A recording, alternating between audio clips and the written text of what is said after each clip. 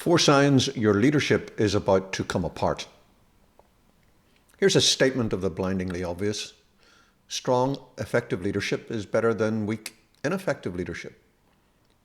Thankfully, it's usually obvious which is which. Most of us can spot a strong leader from a weak one with relative ease. The problem comes when a weak leader masquerades as a strong leader.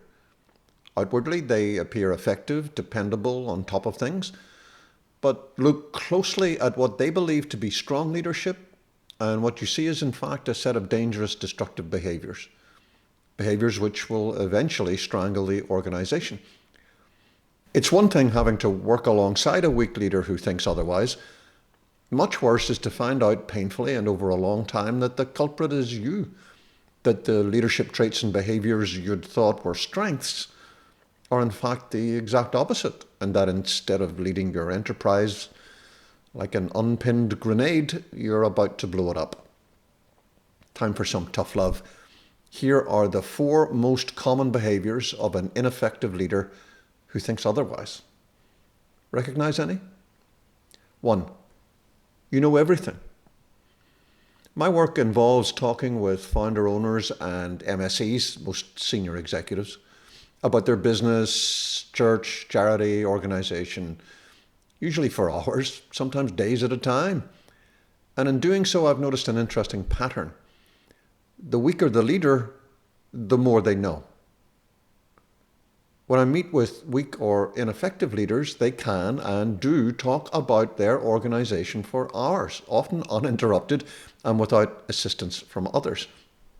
There's nothing they don't know, no one they need to consult, and no information they seem to require any enlightenment on. The whole experience is like sitting with them in a goldfish bowl while the real world carries on outside. Talking with truly effective leaders is just the opposite. They constantly, consistently involve others in all aspects of leading their organisation. Whether it's putting the VP sales on speaker, jumping onto a Slack channel, or wandering down the corridor to talk with the warehouse manager, strong leaders know they can't and shouldn't know everything about their business.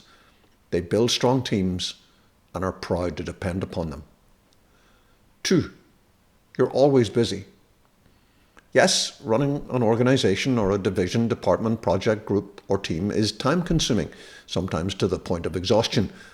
No, it's not a sign of leadership strength to be permanently overscheduled and overworked. If you have no time to think, if you can't recall the last time you took a walk around the block to clear your head, let alone the last full day when you cleared your diary so that you could review strategy at a 30,000-foot level, then you're not truly leading. If you're not taking the time to set the strategic compass of your organisation, who do you think is? 3, your default perception of others is negative.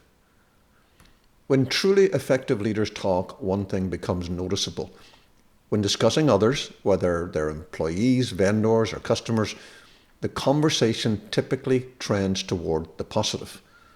Strong leaders look for success in others. They focus on what has been done well and seek to build on that success.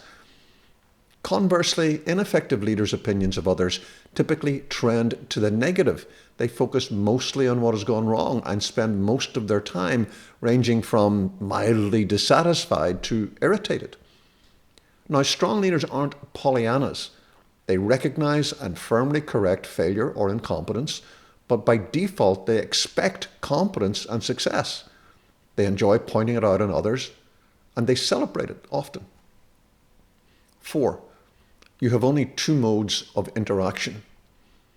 Weak leaders who think they're strong interact with direct reports in one of 2 ways.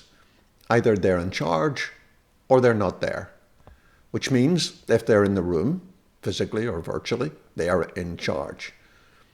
Truly effective leaders have another string to their bow, a 3rd way of interacting with their team, to be a resource for them.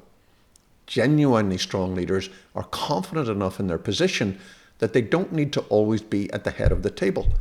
They can, when needed or useful, sit down as a peer and be just another voice around the table, even with those who report to them. When was the last time you sat in on an operations or planning meeting simply as a resource, not as the boss? How did your team react? Were they comfortable and relaxed with you around? Or did it all seem forced, a little like play acting?